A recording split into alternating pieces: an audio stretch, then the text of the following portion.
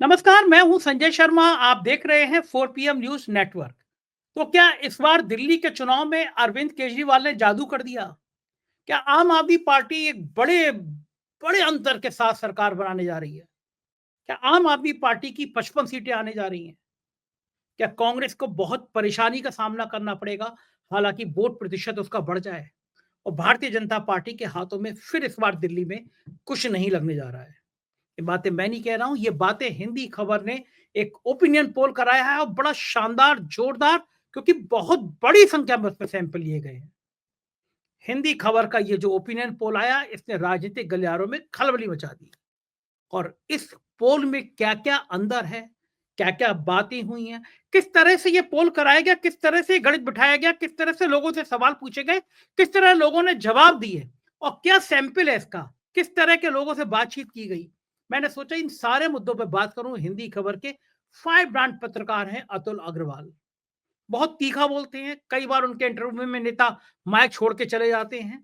मैंने उनसे अनुरोध किया कि मुझे आएं और बताएं कि ये जो ओपिनियन पोल आया है, इसके पीछे की चीजें क्या हैं, किस तरह मेहनत से उन्होंने ओपिनियन पोल तैयार कराया है, किस कंपनी ने कराया। बहुत विस्तार से मैंने उनसे बातचीत की है।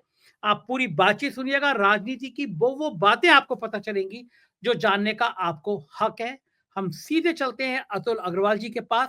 आप बने रहिए 4 PM, क्योंकि 4 PM की खबरों से लोग तिलमिला रहे हैं आजकल। आप देख ही रहे होंगे, हमेशा टारगेट किया जाता है कि 4 PM को लेके बड़े बड़े संस्थान भी हमारा चेहरा लगा के अपनी व्यूअरशिप लाने की कोशिश करते हैं। मेरा सौभाग्य है, मेरी कामना है, लोग मेरा चेहरा, मेरा लोगो, 4 PM का लोगो लगा के ऐसी ही वीडियो बनाते रहें।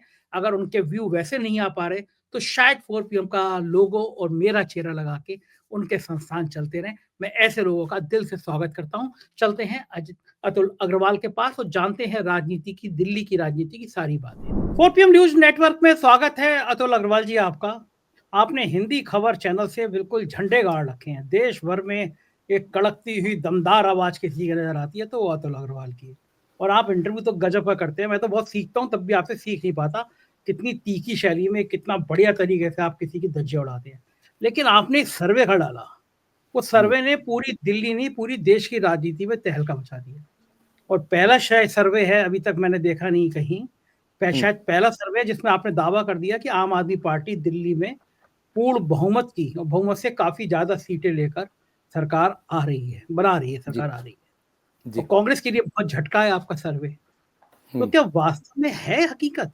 कांग्रेस तो बड़ी मेहनत कर रही है, राहुल गांधी के भाषण से बड़ा माहौल बदला है, बड़ा माहौल चेंज हुआ है, लोग कह रहे हैं, और आपने कहा आपका सर्वे कह रहा है कि जीरो। क्या खेल क्या है पूरा? संजय भाई, देश के सबसे बड़े, सबसे लोकप्रिय और करोड़ों दिलों की धड़कन बन चुके 4 PM के संपादक, और इस प्लेटफॉर्म पर आज मैं आकर अपने आप को गौरवान्वित महसूस कर रहा हूं। संजय भाई, कभी आप मेरे टेलीविजन पे आते होते थे, आज मैं आपके इस भारत के नंबर 1 प्लेटफॉर्म पर आकर बड़ा गौरवान्वित महसूस कर रहा हूं। बहुत बहुत धन्यवाद आपका। अब आपका सवाल यह है कि ये जो सर्वे है इसमें हकीकत क्या है। मैं बता दूं कि जो सर्वे है ना संजय भाई, ये हमने एक मीडिया ब्रिंक करके, माइंड ब्रिंक मीडिया करके एक संस्था है जिससे हमने सर्वे कराया, और हमारा जो सैंपल साइज है वो सैंपल साइज 1 लाख से ऊपर था। 70 विधानसभाओं में हमने ये सर्वे किया, और उसके बाद QACA एक अंतरराष्ट्रीय कंपनी है जिससे हमने उसका क्वालिटी चेक कराया।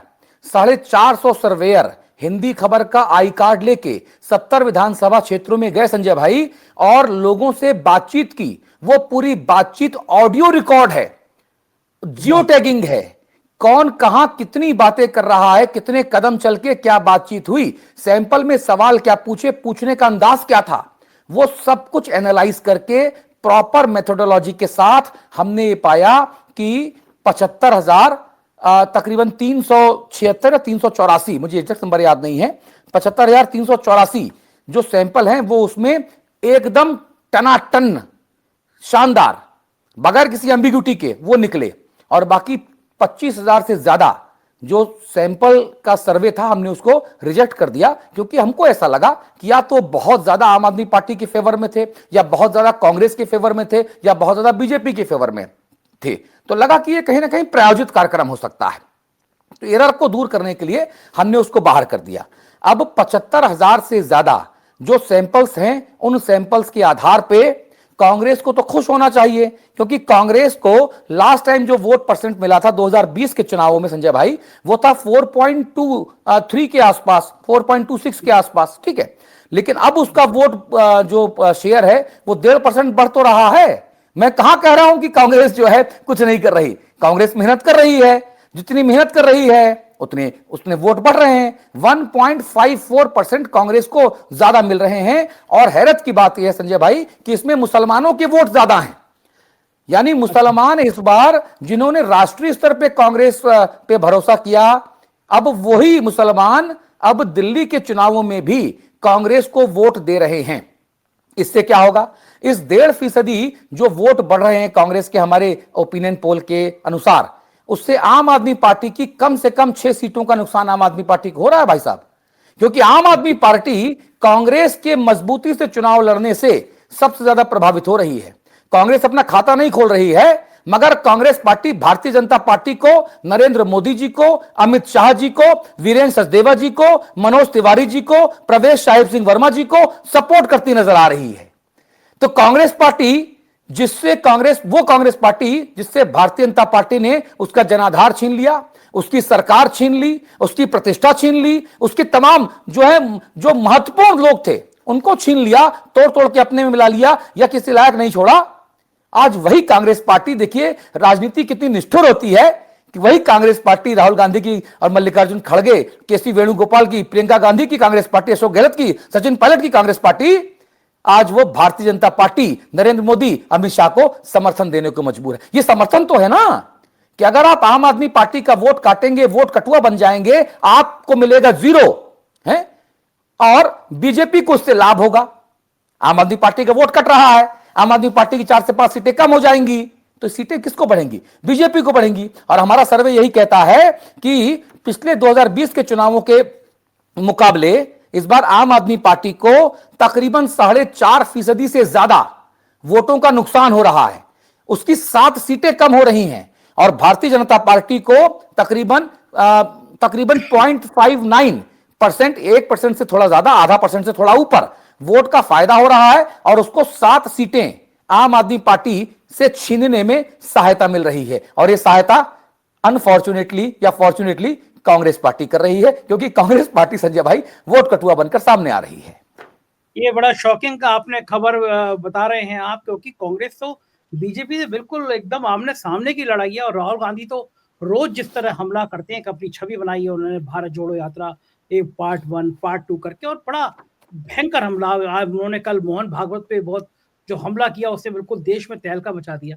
तो कारण क्या है कि अगर आपकी बात में थोड़ी देर को सच मान लूं कि कांग्रेस यहाँ पे बीजेपी के कैंडिडेट को जिताने में चाहे या अनचाहे सहायक हो जाएगी। अगर अपना कैंडिडेट खड़ा कर रहे हैं, दीक्षित जी वहां चुनाव लड़ रहे हैं, अगर केजरीवाल हार जाए या अलका लांबा आशीष को हरा दे, कोई और किसी को हरा दे, एक्स वाई को हरा दे, तो कांग्रेस को इससे क्या फायदा हो जाएगा? अगर बीजेपी की सरकार बनेगी तो वो ज्यादा कांग्रेस के लिए नुकसानदायक होगी, या आम आदमी पार्टी जो एक इंडिया गठबंधन का हिस्सा आज भी है, अलग तो हो नहीं गए हैं आप लोग, वो बनेगी इस वजह, तो कांग्रेस का फायदा क्या है जो आपके घड़े समझा रहे हैं? जरा ये समझाइए, कुछ समझ में नहीं आएगा लोगों को। देखिए काशीराम जी का जब हम चुनावी पैटर्न देखते थे ना, हम पत्रकारिता के विद्यार्थी थे, नए नए थे, तो काशीराम संजय भाई आप तो बहुत करीबी थे उनके। काशीराम क्या कहते थे? काशीराम कहते थे कि पहला चुनाव हम जीतने के लिए नहीं लड़ते हैं, हम हारने के लिए लड़ते हैं।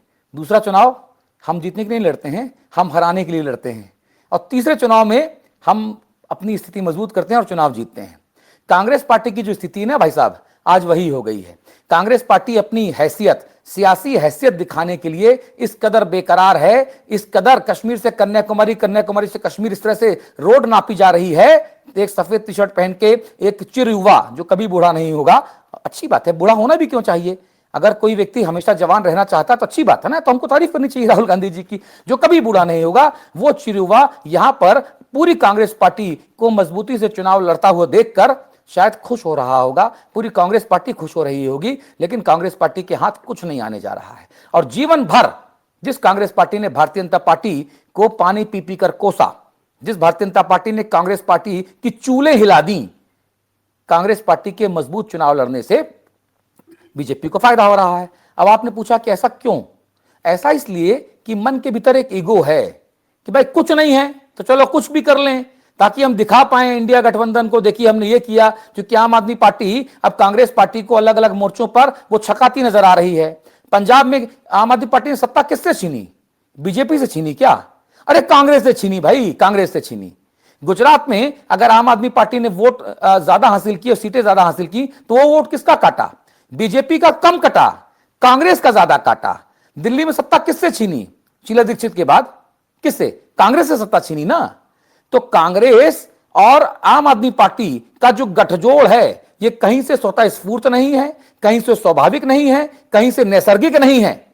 ये एक, मुझे तो लगता है कि ये एक बेमेल गठबंधन था। अरविंद केजरीवाल को शायद उस वक्त देश के तमाम बड़े नेताओं की जरूरत थी। अरविंद केजरीवाल ने देश के सभी बड़े नेताओं को एक मंच पर लाकर खड़ा करने में एक फेविकोल की भूमिका निभाई। सारे लोगों को एक साथ खड़ा कर दिया गया ताकि अरविंद केजरीवाल की जब ये नौबत आई कि वो गिरफ्तार हो जाएंगे, तब बीजेपी के खिलाफ, नरेंद्र मोदी अमित शाह की बीजेपी के खिलाफ, ये अटल जी और आडवाणी जी की नहीं है, प्रमोद महाजन साहब की नहीं है, ये मोदी और शाह की बीजेपी है जो ज्यादा लीथल है, जो ज्यादा सियासी तौर पे खतरनाक है। तो उससे मुकाबला करने के लिए देश के सारे नेताओं को एकजुट करना था। तो केजरीवाल ने दांव चला, उसमें आंशिक तौर पे वो सफल भी रहे। मगर जिस कांग्रेस को हटाकर जगह जगह पर आम आदमी पार्टी सत्तासीन हुई, क्या वो कांग्रेस पार्टी आम आदमी पार्टी को बर्दाश्त कर पाएगी क्या? बताइए। ये दूध में पड़ी मक्खी जैसा है भैया, कौन पिएगा? तो राहुल गांधी अब जो है वो अपना बदला लेते हुए नजर आ रहे हैं। और आपको याद करना पड़ेगा संजय भाई कि जब चुनावों का ऐलान नहीं हुआ था उसके 2 महीने पहले दिल्ली में एक नैरेटिव सेट करने की कोशिश की जा रही थी कांग्रेस की तरफ से कि आम आदमी पार्टी और कांग्रेस का गठबंधन होने जा रहा है। लोकसभा चुनावों की तरह यहां पर सीटों का फार्मूला तय हो जाएगा, कांग्रेस पार्टी और आम आदमी पार्टी मिलकर चुनाव लड़ेंगे। ये कांग्रेस की तरफ से ऑफ द रिकॉर्ड ब्रीफिंग करवाई जा रही थी। लेकिन मैंने खुद केजरीवाल से पूछा, ऑफ द रिकॉर्ड भी पूछा, ऑन द रिकॉर्ड भी पूछा, मैसेज करके भी पूछा। मैंने संदीप पाठक से पूछा, मैंने मनीष सिसोदिया से पूछा, मैंने विजय नायर से बातचीत की, मैंने भगवत मान साहब से बातचीत की, उनके आसपास के तमाम लोगों से बात की, राघव चड्ढा, संजय सिंह से मेरी बातचीत हुई।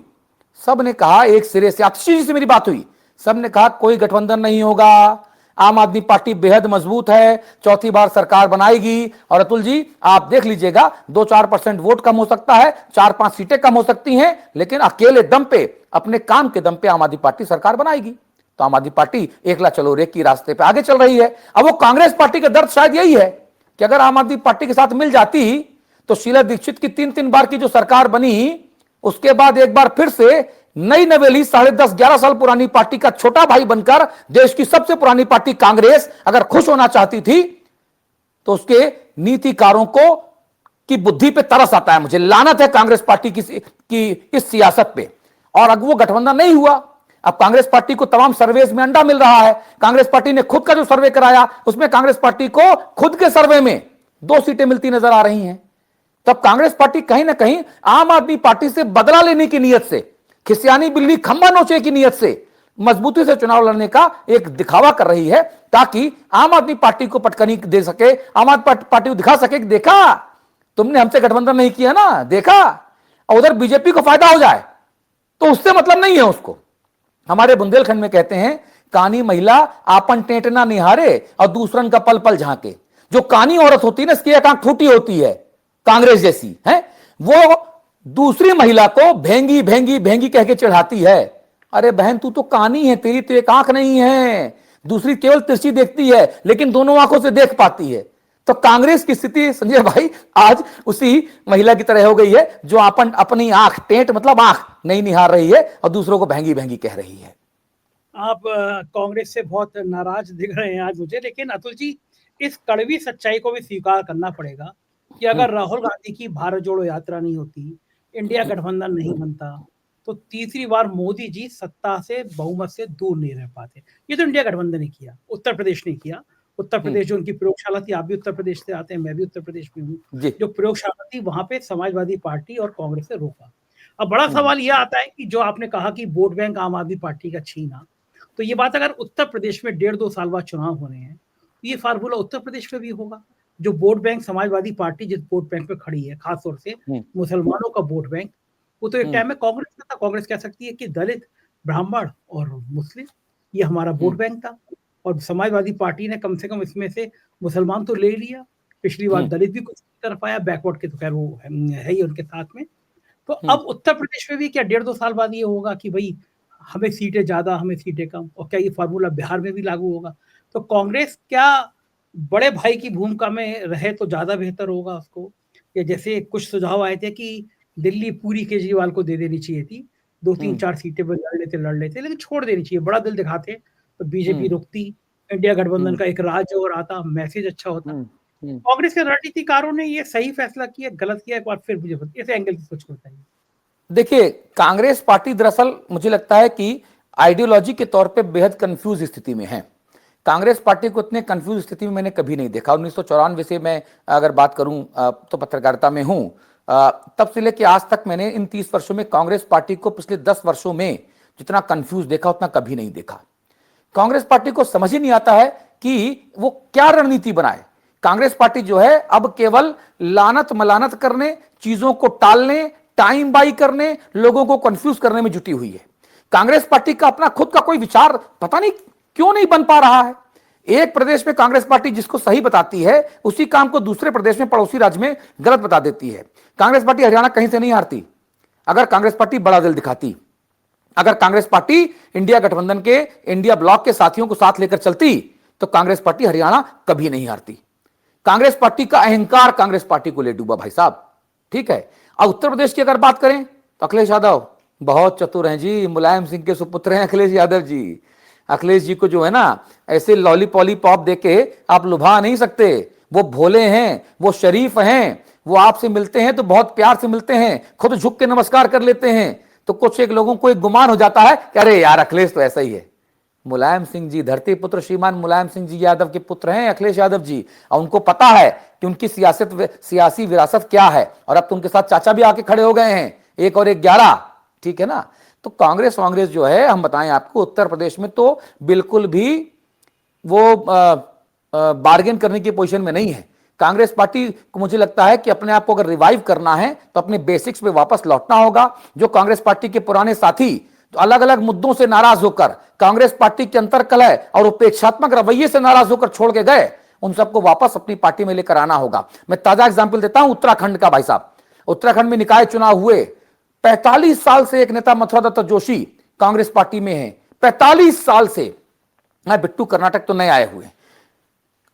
जो मथुरा दत्त जोशी पिथौरागढ़ के रहने वाले, उन्होंने अपनी पत्नी के लिए मेयर का टिकट मांगा। कांग्रेस पार्टी ने, हरीश रावत के गुट ने, प्रीतम सिंह के गुट ने, करण सिंह महारा के गुट ने ऐसी जुगलबंदी की कि टिकट किसी और को दे दिया। जोशी जी की पत्नी तब भी चुनाव जीत जाती, लेकिन जिसको टिकट मिला है वो तो चुनाव शर्तियां हारेंगी, लेकिन चूंकि उनको जो मांगे उनको नहीं देना है, ठीक। मथुरा दत्त जोशी 45 साल पुराना कांग्रेसी अगले दिन बीजेपी में शामिल हो गया। गलती किसकी? किसकी गलती बताइए भाई। देखो, वो जमाने गए जब राजनीति सेवा का माध्यम होती थी, दरी बिछाने, पोस्टर चिपकाने, डंडा खाने जो की बात होती थी भाई साहब। आज जो आपके साथ राजनीति में खड़ा होगा, 10-20 साल 25 साल काम करेगा, तो अपने बाल बच्चों का भविष्य क्यों नहीं सोचेगा? और क्यों नहीं सोचना चाहिए? वो क्यों नहीं सोचेगा कि मुझे पार्षद विधायक बना दिया जाए, किसी निगम का अध्यक्ष बना दिया, कहीं एडजस्ट कर दिया जाए, ताकि उसकी भी ईमानदारी से कमाई होने लग जाए, उसको भी डग्गामारी ना करनी पड़े, और उसके बच्चों का भविष्य सुरक्षित हो, परिवार का भविष्य सुरक्षित हो, और पार्टी और देश की सेवा में और अच्छे से मेहनत करके जुड़ सके।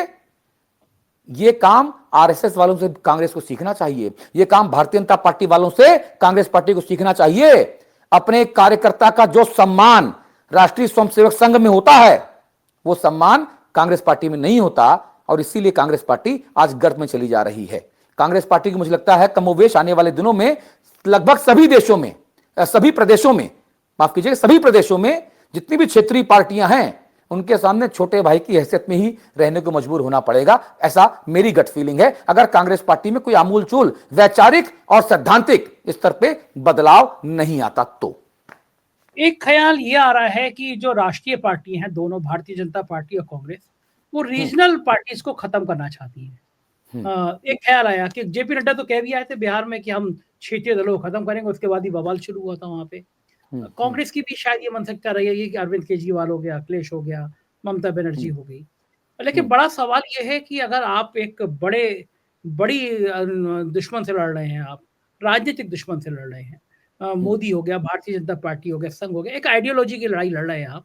तो कम से कम जो उस आइडियोलॉजी वाले लोग हैं, जो सेकुलर लोग हैं, उनको तो किसी भी तरह से एकजुट रहना ही पड़ेगा ना, क्योंकि अगर इंडिया गठबंधन इस तरह बिखर जाएगा, हरियाणा में अरविंद केजरीवाल ने गलती करी, उन्हें कांग्रेस के संग जाना चाहिए था।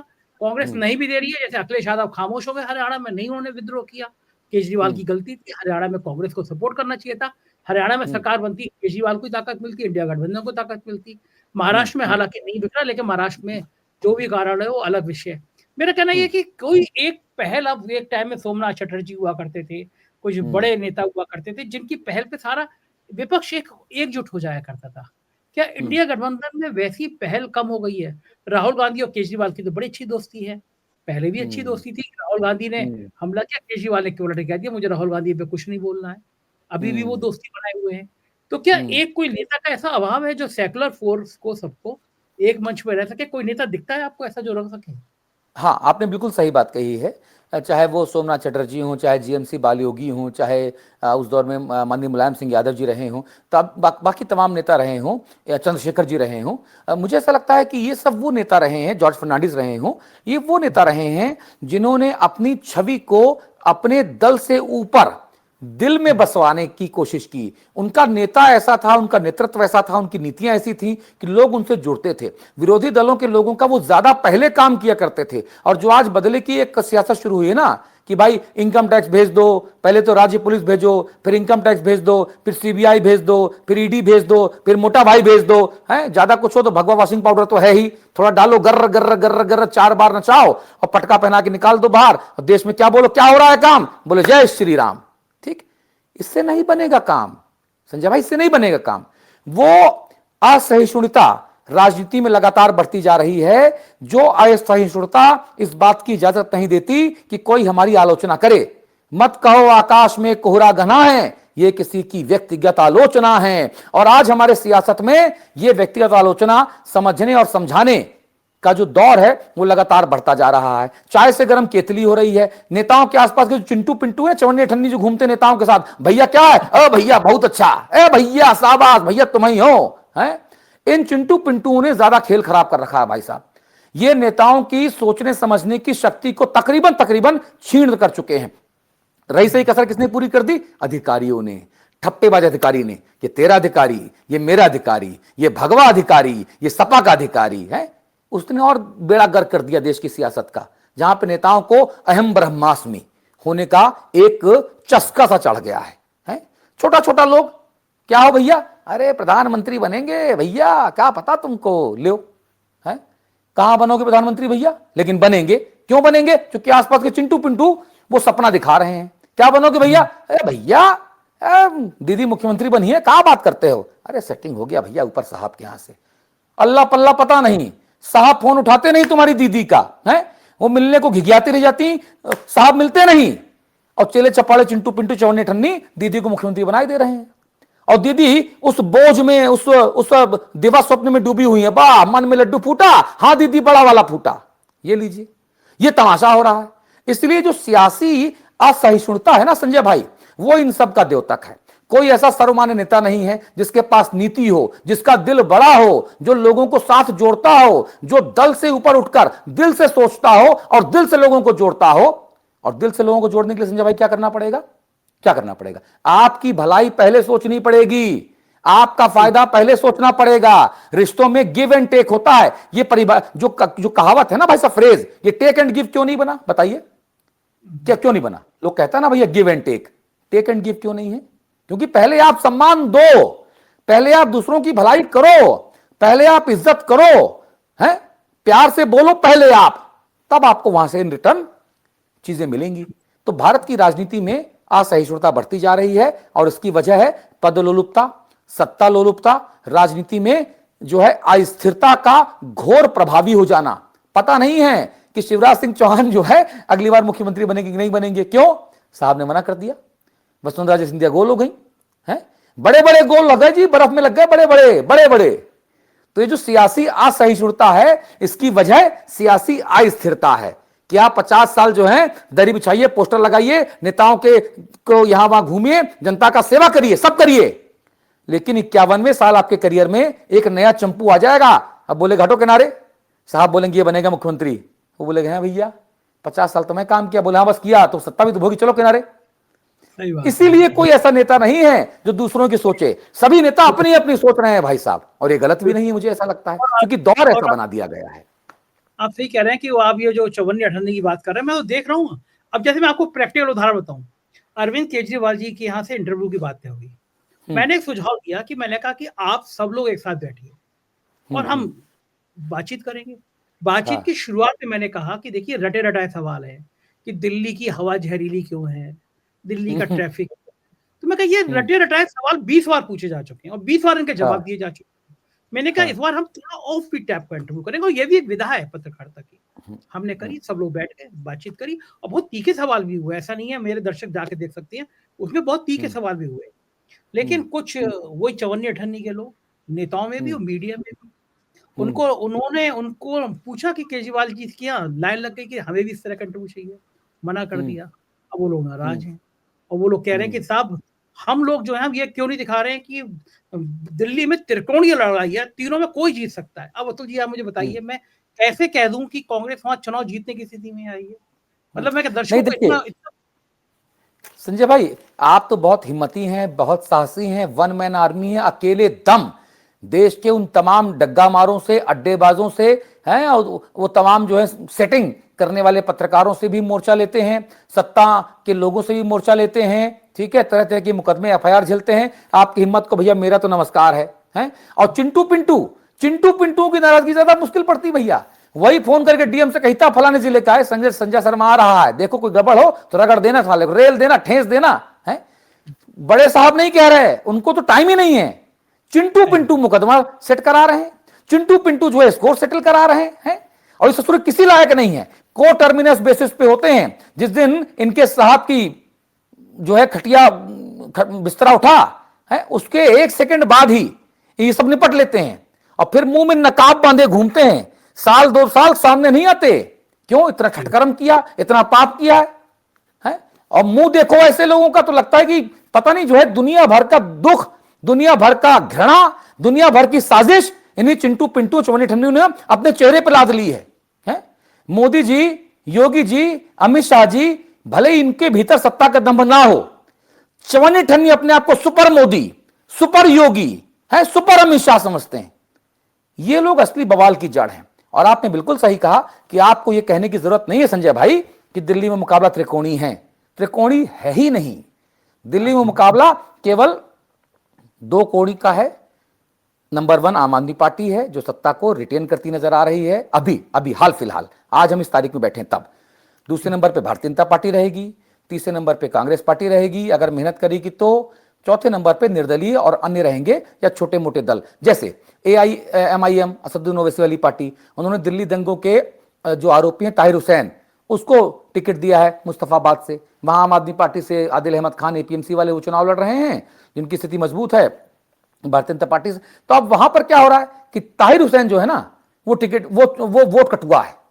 अब लोग कहते हैं AIMIM जो है वो बीजेपी की बी टीम है, लोग कहते हैं, मैं कहूं ना कहूं उससे फर्क नहीं पड़ता, लोग कहते हैं। और मेरा कहना ना, मैं तो छोटा पत्रकार संजय भाई है, उससे क्या फर्क पड़ रहा है, लेकिन लोग ऐसा कहते हैं। अब ताहिर हुसैन जो दिल्ली दंगों का आरोपी था, जिसको आम आदमी पार्टी ने अरविंद केजरीवाल ने बाहर निकल दिया था आरोप लगने के तुरंत बाद, अब वो वहां पर मुसलमानों के वोट काट रहा है।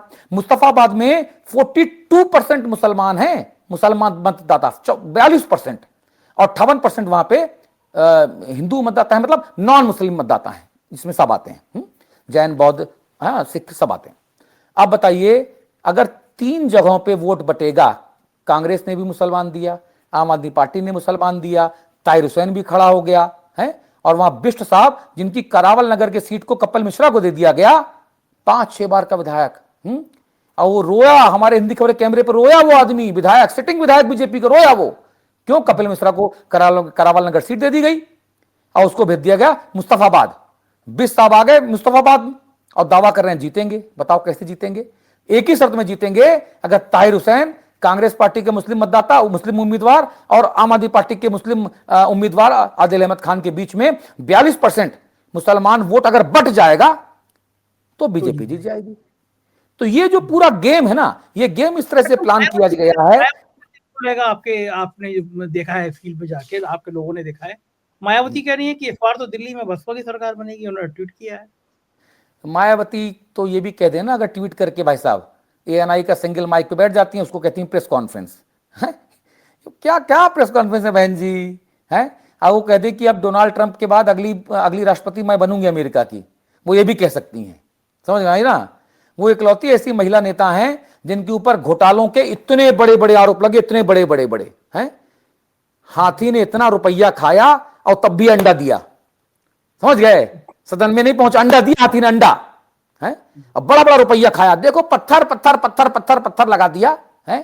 टिकट पैसा देके जाता, वो रसीदें देती बहन जी, उन रसीदों को पहले भरो, खुद से भरो, अपनी जेब से लगाओ पैसा, या लोगों से चंदे के नाम पे ले, लेकिन टिकट तब मिलेगी जब रसीद बुक पूरी छप के आ जाएगी। नसीमुद्दीन सिद्दीकी ने जो है वो दिखाया था ना, ऑडियो ऑडियो सुनाया था ना पब्लिकली, सबके सामने था ना। फिर तो बहन जी तो देखो बताएं, बहन जी संजय भाई बीजेपी की अनुकंपा पे बाहर हैं।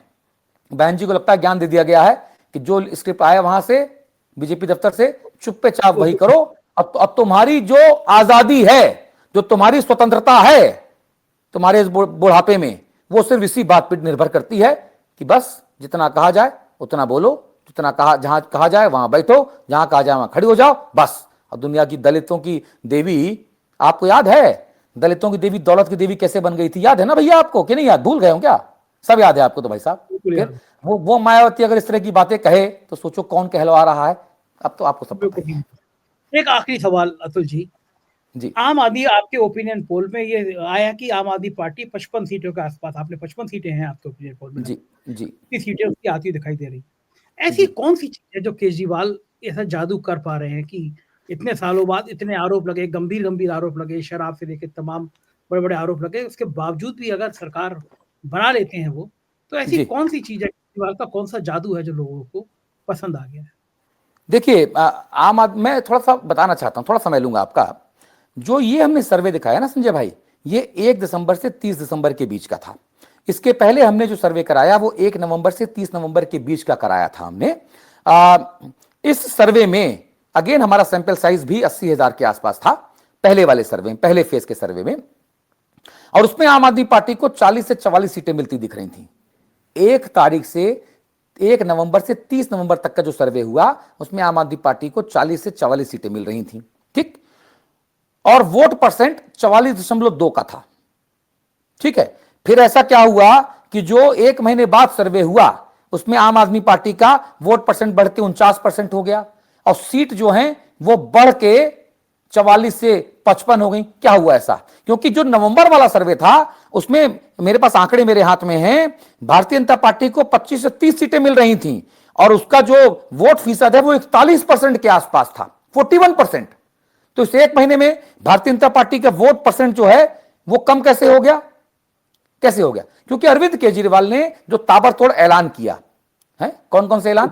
पुजारी ग्रंथि जो योजना लागू की, अभी तक तो बीजेपी कह रही थी ना कि ये तो मुसलमानों को देते हैं 18,000 रुपए, ये तो उनको देते हैं मुफ्तियों को, मौलवियों को, हैं उलेमाओं को।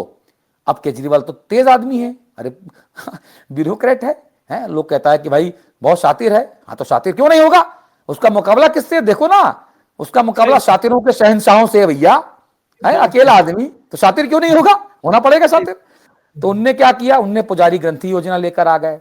फिर उन्होंने जो है वो लाडली बहना योजना की काट खोज दी। उन्होंने महिलाओं को जो है कहा कि हम इतने रुपया देंगे और सरकार बन जाएगी तो 2500 कर देंगे, कहा ना, 2100 2500 जो भी। उसके बाद उन्होंने कहा कि तीसरा क्या करें? तो उन्होंने कहा कि भाई वो संजीवनी योजना ले आए, आयुष्मान योजना की काट, और लोगों को समझाया कि आयुष्मान योजना का लाभ किन किन दशाओं में नहीं मिल सकता। अगर आपके पास पक्का घर हो, अगर आपके पास जो है वो राशन, क्या मोबाइल फोन हो, अगर आपके पास जो है गाड़ी हो, मतलब मोटरसाइकिल, कुछ भी जो उसके दो थे, तो आपको नहीं मिल सकता। और लाभ मिलेगा भी तो 5 लाख रुपया का मिलेगा। अगर परिवार में 2 लोग बीमार हो गए और किसी एक आदमी की इलाज में 5 लाख का खर्चा हो गया तो दूसरा आदमी अपनी जेब से पैसा कराया तो मर जाए। तो ये योजनाएं, और जो सरल अंदाज में केजरीवाल और केजरीवाल के लोगों ने दिन में 4-4 5-5 प्रेस कॉन्फ्रेंस करके लोगों के दिमाग में भर दी, तो वो लोगों को समझ में आ गया। और इन 3 योजनाओं का जो फायदा था वो अगले जो उसमें 1 महीने बाद जो पोल हुआ उसमें नजर आया, सीटें बढ़ गई। अब उसकी जीत की वजह क्या है? जो पुरानी योजनाएं वो तो हैं ही, जिन योजनाओं को एलजी साहब ने रोकने की तमाम कोशिश की, भारतीय जनता पार्टी ने रोकने की तमाम कोशिश की। और देखिए, जो राहुल गांधी ने किया, संजय भाई ध्यान दीजिएगा, जो राहुल गांधी ने किया, जिस वजह से नरेंद्र मोदी जी की पूर्ण बहुमत की सरकार नहीं बनी, वो क्या था? ये लोग आ जाएंगे, संविधान बदल देंगे, ये लोग आ जाएंगे, आरक्षण खत्म कर देंगे।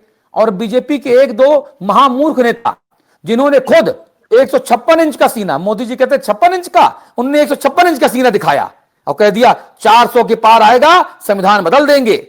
हैं अरुण गोविल साहब, हैं वो रामचरित रामायण सीरियल के राम साहब, मेरठ के सांसद, वो उनने कह दी ये बात। सोचिए आप, एक साउथ वाले हेगड़े साहब, उनने ये बात कह दी है।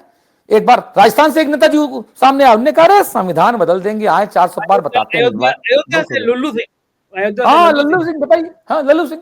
तो अब राहुल गांधी ने इसको पकड़ लिया और लोगों को समझा दिया, बार बार बार बार बार बार वो संविधान की पुस्तक दिखा के, भले खुद ना पढ़ा हो, लेकिन लोग बता दिया कि संविधान देखो बदल देंगे, बदल देंगे, बदल देंगे। ठीक, तो मोदी जी पूर्ण बहुमत सरकार नहीं बना पाए। वही जो है काम केजरीवाल साहब ने किया।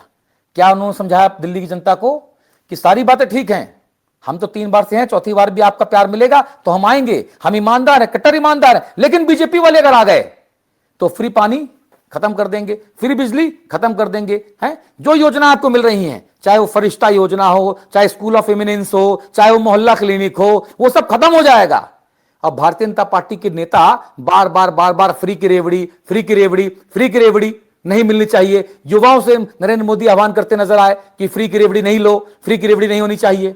और अब हम आज अभी ऑफिस से घर आ रहे थे तो एफएम रेडियो में सुना हमने, नरेंद्र मोदी जी की आवाज में एक विज्ञापन चल रहा था। उन्होंने कहा कि कोई भी योजना नहीं बदली जाएगी, कोई योजना बंद नहीं की जाएगी, वो रेडियो में सुनाया जा रहा था। ठीक है, और उसको अच्छे तरीके से लागू किया जाएगा। तो कल तक ये भारतीय जनता पार्टी जो अरविंद केजरीवाल को पानी पी पी के कोसती थी कि आप फ्री का कल्चर, फ्री का रेवड़ी कल्चर लेकर आ रहे हो, इससे समाज में गलत मैसेज जा रहा है, युवा बिगड़ते जा रहे हैं, वही नरेंद्र मोदी जी का प्रचार उनकी आवाज में क्यों चल रहा है कि कुछ भी बदला नहीं जाएगा। दूसरी बात, आप प्राउडली कहते हो ना कि देश में 80 करोड़ लोगों को हम फ्री में राशन पानी दे रहे हैं, तो आपका फ्री फ्री और केजरीवाल का फ्री गलत। हमारे बुंदेलखंड में कहते हैं भैया तुम्हारी गाय गाय हमारी गाय ढोर है, ऐसा ना करो। देखो यार गुरुजी। दूसरी बात, अरविंद केजरीवाल सबसे पहले कहा कि गारंटी, ये संकल्प पत्र नहीं गारंटी है। एक महीने बाद मोदी जी कहते हैं ये मोदी की गारंटी है, कहा कि नहीं कहा? ठीक, अरविंद केजरीवाल ने कहा कि दिल्ली में गरीबों को डोर स्टेप राशन की डिलीवरी की जाएगी। इस प्रस्ताव को एलजी साहब ने रोक दिया और उसके बाद 80 करोड़ लोगों को फ्री खाना देने की बात शुरू कर दी गई। करगी कि नहीं की गई? जिस अरविंद केजरीवाल को फ्री 20 बांटने का बात कहते थे, 300 यूनिट 200 यूनिट बिजली दे रहे हैं। एमपी में क्या आपने कहा? बीजेपी का संकल्प पत्र देख लो आप, बीजेपी का घोषणा पत्र देख लो आप, विजय संकल्प पत्र, उसमें लिखा है कि हम फ्री बिजली देंगे। कहां से आई वो बात? तो आप केजरीवाल की नकल करो तो सब ठीक है, सब ठीक। क्यों ऐसा भाई? दूसरी बात, केजरीवाल ने, आपने कहा कि केजरीवाल ने क्या जादू किया? केजरीवाल की जो फ्री बीज स्कीम्स है ना, ये उनका जादू है संजय भाई, और उससे लोग लाभान्वित हो रहे हैं। आप मेरी बात मानिए, मैं दिल्ली आता जाता रहता हूं, हमारे 2-3 रिपोर्टर वहां रहते हैं, उसका असर हो रहा है। दूसरी बात, अगर फ्री बीज का फायदा नहीं था तो प्रवेश साहिब सिंह वर्मा अपने घर के बाहर 1100 रुपया के लिफाफे काय बांट रहे थे, काय बांट रहे थे हैं, और कान में कहलवा रहे थे कि सरकार बन जाएगी, जीत जाऊंगा तो 2500 रुपया और दूंगा, दीदी हमको वोट देना, काय कह रहे थे। और हमने प्रवेश साहिब सिंह वर्मा का इंटरव्यू किया अभी 4-5 दिन पहले, हमने कहा कि हम दिल्ली की भावी मुख्यमंत्री से बात कर रहे हैं, तो बोले वो तो पार्टी आलाकमान तय करेगी, लेकिन आप नई दिल्ली सीट से भावी विधायक से जरूर बात कर रहे हैं। हम कहा आप इतने कॉन्फिडेंट हैं? बोला हाँ बिल्कुल हमने काम किया है। हमने क्या काम किया? 1100 रुपए तो बांट के आप वोट खरीद रहे थे। तो मुझसे कहते मुझे इस बारे में कोई बात नहीं करनी, मैं सेवा कर रहा था। उठ गए, माइक निकाल दिया और अपने सहयोगी से कहा, जिसकी आवाज हमारे पास आई, सहयोगी से कहा कि आज के बाद हिंदी खबर को इंटरव्यू का टाइम मत देना, ये लो चाय से गर्म केतली तिलमिला गए हैं। क्यों भाई क्यों? आप फेस करो ना, अगर आप सेवा कर रहे थे तो फेस करो। और आपके पिताजी ने जो ये ट्रस्ट स्वाभिमान संस्था बनाई, वो 25 साल पहले बनाई, तो आपको महिलाओं की सेवा करने की याद 11 दिन पहले क्यों आई? ये मुझे बताओ ना, ये क्यों? ये सवाल है। तो केजरीवाल ने इसका फायदा उठाया। उम्मीदवार बदलने का जो काम केजरीवाल ने किया, जो ऐसे उम्मीदवार जो थोड़ा कम परफॉर्म कर पा रहे थे, या जिनके ऊपर बीजेपी ने टारगेट करके आरोप लगाए, या जिनके प्रति थोड़ा नाराजगी लोगों में थी, तो केजरीवाल ने बीजेपी की रणनीति को हथियार बनाया और अपने उम्मीदवार बदल दिए, रिप्लेस कर दिए, वहां पे नए कैंडिडेट दे दिए, तो उनकी छवि का फायदा मिला। तीसरा, महिला सम्मान योजना का जो मैंने आपको बताया उसका असर जमीन पे है। पुजारी ग्रंथि योजना का जो लाभ उसका भी असर है। और दलित छात्रों को जो अंबेडकर स्कॉलरशिप देने का जो ऐलान किया केजरीवाल ने, वो ऐलान बड़ा फायदा पहुंचा रहा है। जो दूर दराज से हमारे यूपी से, बिहार से जो पूर्वांचली छात्र छात्राएं आते हैं, यकीन मानिए संजय भाई, बहुत फाका कशी करते हैं, बहुत वंचित अभावों में रहते हैं, शोषित होते हैं। अगर उनको 1000-2000 की जो मदद होती है ना, वो संजीवनी है, संजीवनी। डूबते को तिनके का सहारा है जो केजरीवाल ने दिया। तो ये पल्स केजरीवाल ने समझी और अपने चुनाव अभियान का आगाज केजरीवाल ने पहले किया। अपनी योजनाओं को बीजेपी से काफी पहले लॉन्च कर दिया, अपने उम्मीदवारों की सूची पहले से लागू कर दी। तो हर मामले में बीजेपी सोचती रही, केजरीवाल ने चौका छक्का लगाना शुरू कर दिया। तो वहां से जो चुनाव है ना, वो केजरीवाल के काबू में आ गया, ऐसा मुझे लगता है। हां, बीजेपी वालों से मैंने बातचीत की, वहां भी मेरे संबंध है, आप तो जानते हैं संजय भाई। तो बीजेपी वाले कह रहे हैं, अरे हमारा चुनाव तो अभी शुरू ही नहीं हुआ, हम तो नरेंद्र मोदी जी को लेकर, अमित शाह जी को लेकर आएंगे और आखिरी के 5 ओवर में दे चौका दे छक्का, दे चौका दे छक्का मार के और T20 मैच जीत के चले जाएंगे। ये बीजेपी वाले दावा कर रहे हैं। अब मुझे और आपको ये देखना बहुत दिलचस्प होगा संजय भाई कि वो स्लॉग ओवर्स में बीजेपी क्या करने जा रही है, क्योंकि दिल्ली में हिंदू मुसलमान नहीं चल रहा है, भारत पाकिस्तान नहीं चल रहा है, शमशान कब्रिस्तान नहीं चल रहा है। तो दिल्ली में और क्या लेकर आओगे आप? क्योंकि केजरीवाल भी कहने लग गया जय श्री राम, केजरीवाल भी कहने लग गया भारत माता की जय, वो भी कहने लग गया वंदे मातरम, है? तो आप क्या लेकर आओगे? रोहिंग्या के मुद्दे की हवा निकल गई। मैं बताता हूं कैसे। आप रोहिंग्या का मुद्दा लेकर आए, हिंदू मुसलमान करने लगे।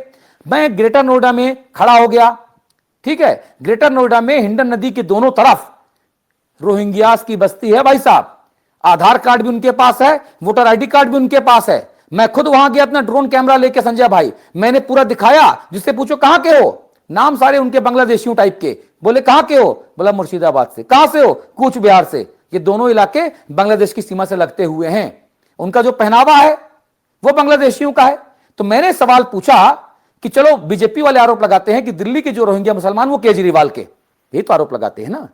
तो जो बीजेपी शासित प्रदेश हैं, हिंदू हृदय सम्राट और भविष्य के प्रधानमंत्री माननीय योगी आदित्यनाथ जी के प्रदेश उत्तर प्रदेश के नोएडा, ग्रेटर नोएडा और गाजियाबाद में जो रोहिंग्या मुसलमान हैं, वो किनके कहलाए जाएंगे? और जिनके खिलाफ भारतीय जनता पार्टी के विधायक नंद किशोर गुर्जर ने बाकायदा प्रेस कॉन्फ्रेंस की और अपनी ही सरकार, अपनी ही पार्टी और अपने ही अधिकारियों को आक्षेपित किया और कहा कि हजारों की संख्या में बांग्लादेशी रोहिंग्या मुसलमान उत्तर प्रदेश में, गाजियाबाद में, नोएडा में, ग्रेटर नोएडा में रह रहे हैं।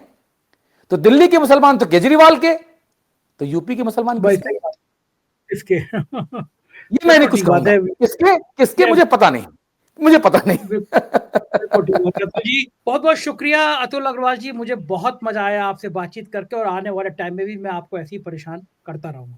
शुक्रिया संजय भाई। मैं गौरवान्वित महसूस करता हूं कि देश के सबसे भरोसेमंद, सबसे बड़े और सबसे लोकप्रिय वन मैन आर्मी मेरे भाई संजय शर्मा के 4 PM के इस प्लेटफॉर्म पे बैठकर मुझे मजा आ रहा है। और मैं बता दूं, मैं शुभकामनाएं दे रहा हूं आपको संजय भाई। मैं आपके इस संघर्ष की यात्रा में एक भाई के तौर पे, एक दर्शक के तौर पे हमेशा आपके साथ रहा हूं।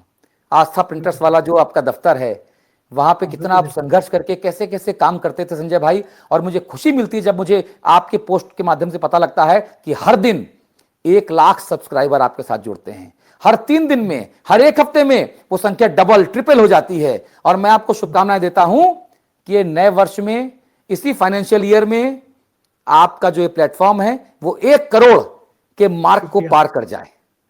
बहुत बहुत धन्यवाद संजय भाई, बहुत बहुत शुक्रिया आपका। ये थे अतुल अग्रवाल और आपने सुना पूरी बातचीत कि किस तरह दिल्ली का मिजाज क्या लाने जा रहा है।